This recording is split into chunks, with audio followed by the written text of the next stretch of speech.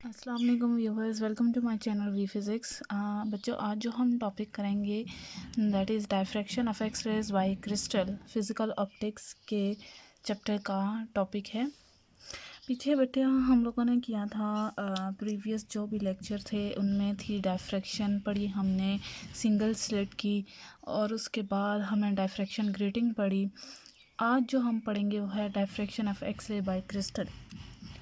Diffraction जो हो है क्रिस्टल की, वो भी X rays, sorry, diffraction of X rays जो है वो बिल्कुल डिफरेंट है जो डायफ्रैक्शन पीछे हमने पढ़ी थी उन स्लिट्स में या फिर ग्रेटिंग में।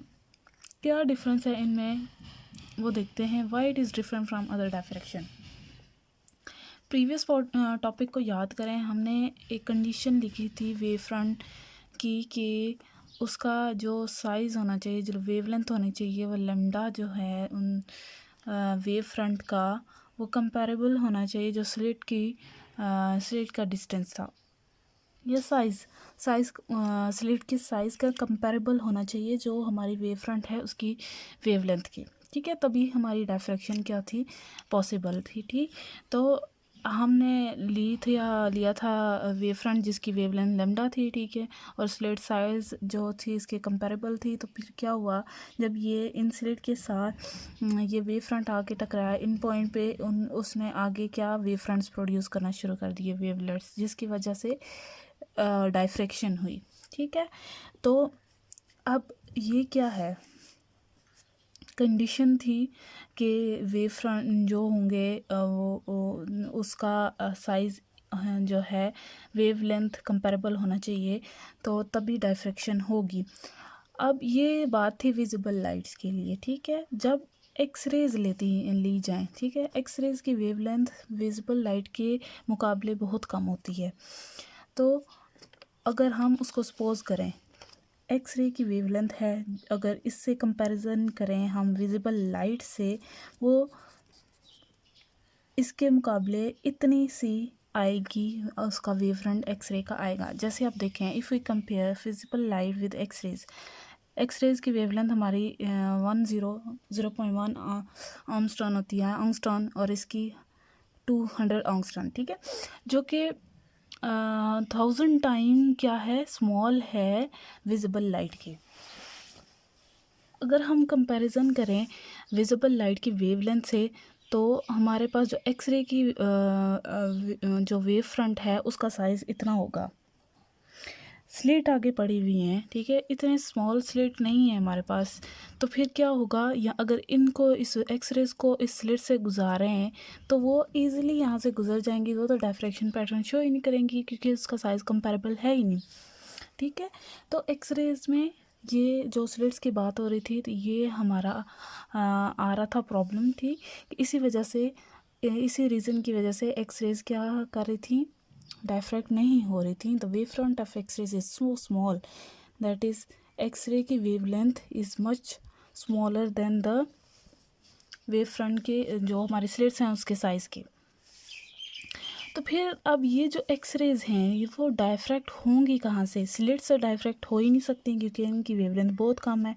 ठीक, तो और इसी वजह से साइज़ जो स्लिट्स का है वो इसके कंपैरेबल बड़ा है।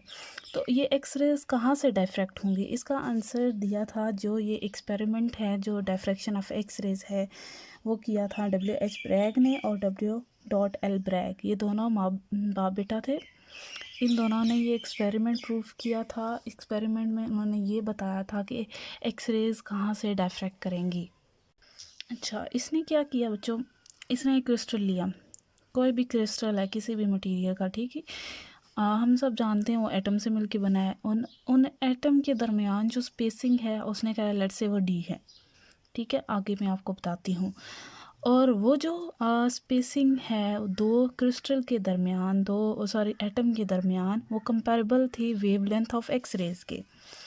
ठीक है, जो एक्स रेज की वेवलेंथ है उसके कंपैरेबल आ रही थी वो स्पेसिंग दो एटम के दरमियान, अगर हम कोई क्रिस्टल ले रहे हैं। ठीक है, फॉर एग्जांपल हमने ले लिया क्रिस्टल सोडियम क्लोराइड का। ये आपके सामने मैंने क्रिस्टल बनाया हुआ है जो क्यूबिकल स्ट्रक्चर है। ठीक है, तो ये जो है सोडियम सोडियम का एटम और ये क्लोरीन का, और इन दोनों के दरमियान उसने कहा कि लेट्स से स्पेसिंग क्या है, डी है। और ये बताया उसने कि ये जो स्पेसिंग है इन दोनों एटम के दरमियान वो कंपैरेबल है किसकी वेवलेंथ के, एक्स रेज की वेवलेंथ के कंपैरेबल है।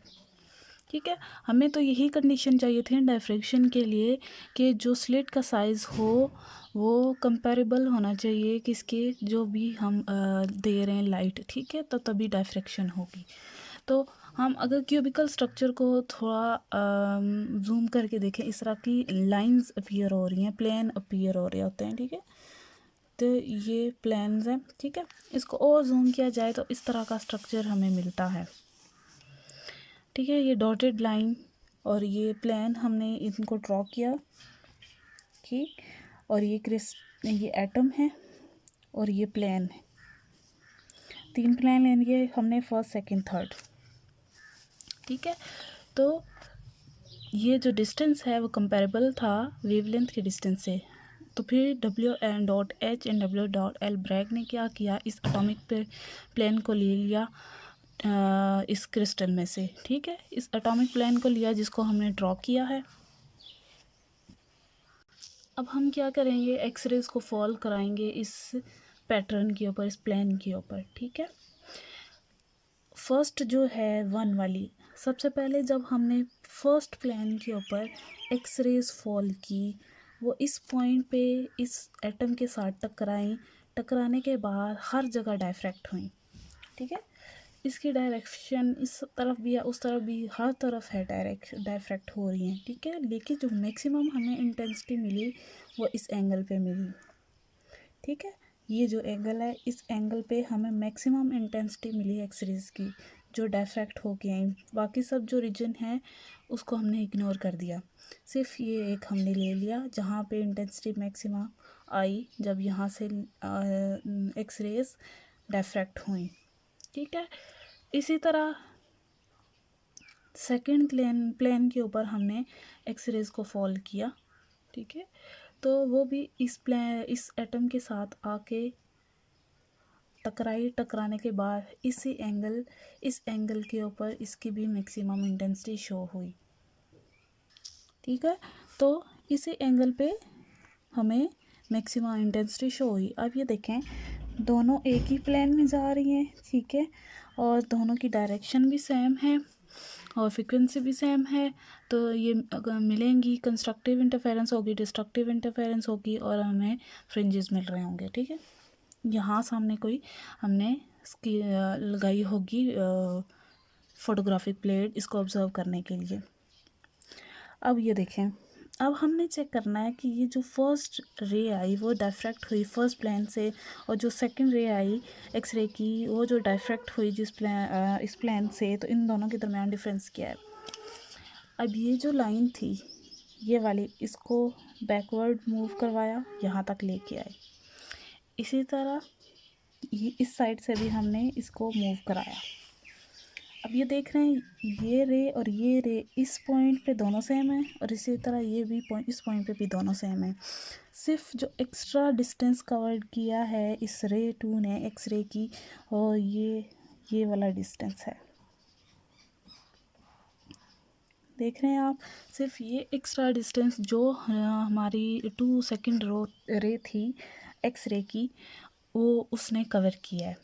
हमने ये एडिशनल पाथ फाइंड करना है जो उसने एक्स्ट्रा कवर किया है, जिसको हम पाथ डिफरेंस कह रहे होते हैं, ठीक है। तो अब दो जो थे हमारे एटम, उन एटम के दरमियान का डिस्टेंस हमने कहा था वो डी है, तो हमने ये इन एटम के भी दरमियान डिस्टेंस डी है। अब ये देखें, आपके पास एक ट्राइंगल दोनों साइड से बन गई हैं, ये रही ट्राइंगल और ये भी, और ये यहाँ पे एंगल थीटा बनेगा, यहाँ पे भी एंगल थीटा, और थीटा के सामने हमारे पास परपेंडिकुलर होता है, और इसके बाद ये बेस है आपके पास और ये हाइपोटेन्यूज, ठीक है। इसी तरह ये भी ट्राइंगल बन रही है, ये थीटा एंगल और ये भी आपके पास परपेंडिकुलर है, और ये आपके पास बेस है और ये हाइपोटेन्यूज, ठीक है। अब ये दोनों ट्राइंगल ले लेते हैं। अब हमने इस पाथ को, इस जो इसने एक्स्ट्रा फाइंड किया हमने वो फाइंड करना है। अब इसके लिए हम क्या करेंगे, ज़ाहिर सी बात है कि हमने ट्रिग्नोमेट्री रेशियो को यूज़ करके फाइंड करना है। तो साइन थीटा हम कहते हैं कि इक्वल होता है परपेंडिकुलर ऑफ हाइपोटेन्यूज, ठीक है। और ठीक है बच्चों, तो परपेंडिकुलर ऑफ हाइपोटेन्यूज है, हमें यहाँ देखें हाइपोटेन्यूज गिवन है दैट इज़ डी, और पी भी नहीं है, ठीक है। तो पी फाइंड कर लेते हैं, तो डी को उधर ले जाते हैं, तो परपेंडिकुलर कंपोनेंट हमारे पास आ गया डी साइन थीटा।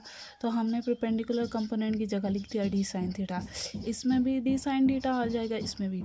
अब हम फाइंड करेंगे पार्ट डिफरेंस, ठीक है। पार्ट डिफरेंस क्या है, दोनों जो हमारे परपेंडिकुलर कंपोनेंट हैं उनको ऐड कर दिया, वो दोनों इक्वल होंगे हमारे लेम्डा के, ठीक है।